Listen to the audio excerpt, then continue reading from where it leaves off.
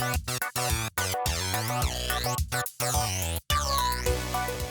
guys, TacoMage here bringing you another spotlight. This time we have a bit of an old block that I'm just surprised hasn't been done before.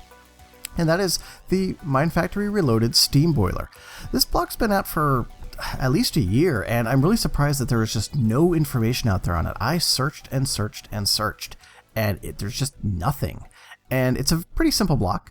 You just put it down, you pump water into it. As you can see, I've got an extra utilities transfer node with a world interaction upgrade over an infinite source, just pumping away into here. And what you do is you just plop your coal in there, and it starts burning away, and it starts heating up. It takes a while to heat up. They start out at 0 degrees Celsius. As you can see, this one's still in the process of heating up. It starts, sorry, not 0 degrees, it starts at 20 degrees Celsius, which is room temperature.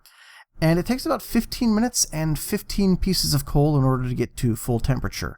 And at that point, it'll start outputting steam at full speed. That is to say, as soon as it hits 100 degrees Celsius from there until it reaches its maximum temperature of 750 degrees, it will always output the same rate, and that is 400 millibuckets of steam per tick.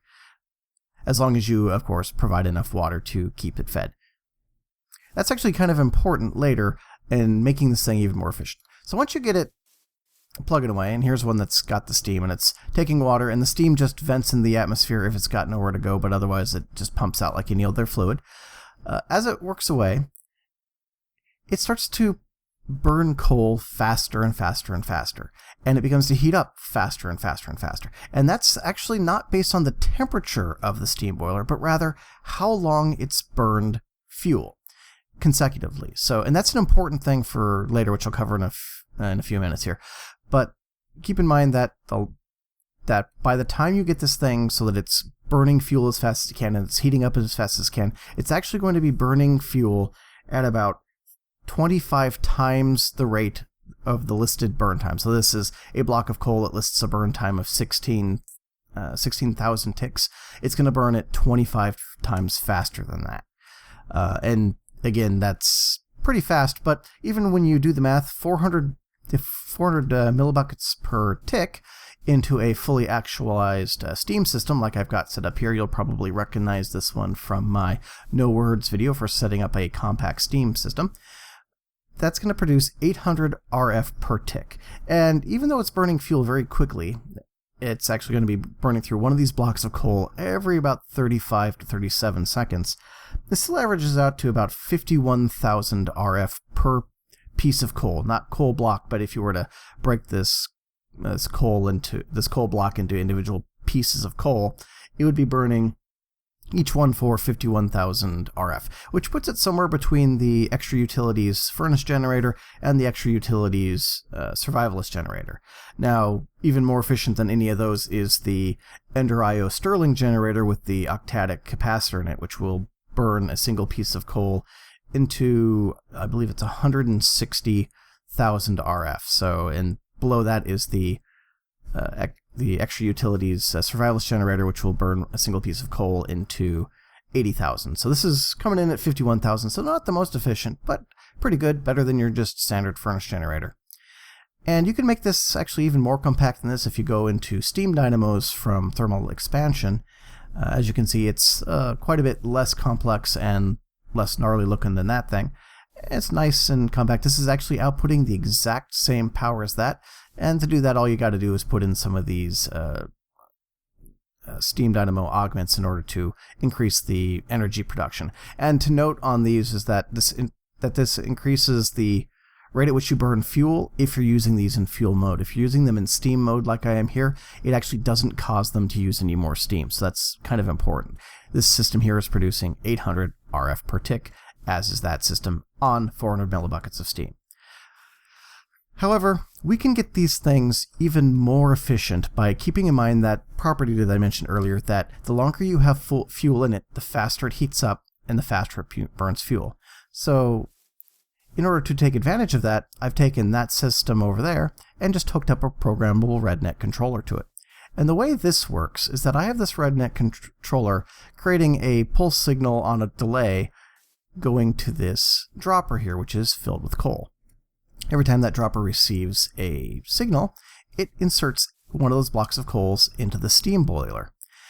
And This utilizes the property that the longer there's fuel in it, the faster it burns. But as soon as there's no fuel in it and there's no work to burn, there's still some temperature momentum there. It's still gaining temperature. That rate has to slow down and then reverse and start going negative. So even when there isn't any fuel physically in the system and when there isn't any work to be done, it can still heat up for 30 or 40 seconds before it starts to cool down. And by taking advantage of the fact that there's that momentum which creates this temperature curve, you can delay the insertion of your next piece of fuel so that it averages out that wave. And in fact, when you do that, it drops that burn time for all of your fuel from 25 times down to about 5 1/3 times. In fact, that means that each piece of coal inserted at that delay will actually be producing 240,000 RF. So it's 240,000 RF per coal. That is the highest rate of coal that I've ever seen in the game.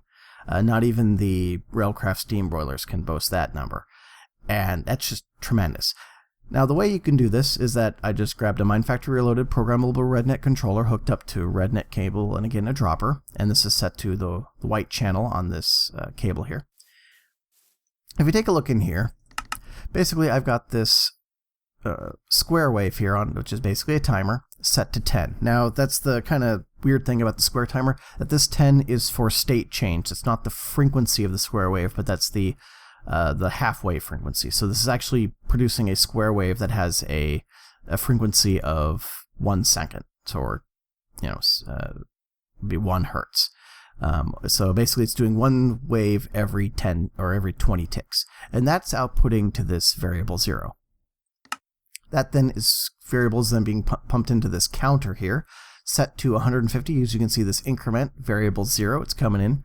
150 is how many pulses it counts before it activates Q, and Q is the output, which goes into variable 1. So basically this waits 150 seconds or counts that 1 second pulse 150 times and then outputs to this variable. That variable goes into this pulse lengthener and then outputs towards the back. Now, using a pulse lengthener is just a good thing to do because some things require a lengthened pulse. Some things can work on a single tick pulse, but I can never remember which things do and which things don't. So pulse lengthener is just a good practice. And that outputs the back, which is right here, and goes into this guy. So basically what it's doing is it's waiting 150 seconds or 2.5 minutes, sending a pulse to this guy who is then injecting a coal into this steam boiler. And it's keeping the temperature just slightly positive. And that's just a good thing to do because if something ticks weird or for some reason something misfires, it gives you a little bit of latitude so that you're always gaining a little bit of temperature with each cycle. And again, that's basically extending that one block of coal out to 150 seconds instead of the 35 to 40 seconds that it would normally be burning that. And again, 240,000 RF per coal. And that's just tremendous. That is just fantastic. I'm just a huge fan of the steam boiler because of that nice, very efficient coal rate. And the last thing I want to mention about the steam boiler is that it does work with any furnace fuel. So anything that has in NEI a listed burn time, and up here I've got the Fire Diamond from Calculator as an example. It has a burn time of 160,000 ticks. You can put those in there. I mean, anything that's got a burn time. The things that it won't take are things like Buildcraft fuel or diesel fuel, things that don't actually have burn times but can be used in very specific engines. So there's one downside of steam boilers, that you do have to use standard furnace fuel. And that's pretty much it. That is the steam boiler. Again, awesome block, very underrated block, I think, and very inexpensive to put together and just get nice amounts of power out of. In fact, with a bunch of these steam boilers working, you could even do late game power with them, I would say. And that's pretty much it. I'd like to thank you for watching. I hope you enjoyed this video. I hope you found this video informative. And I will catch you guys in the next one. Later.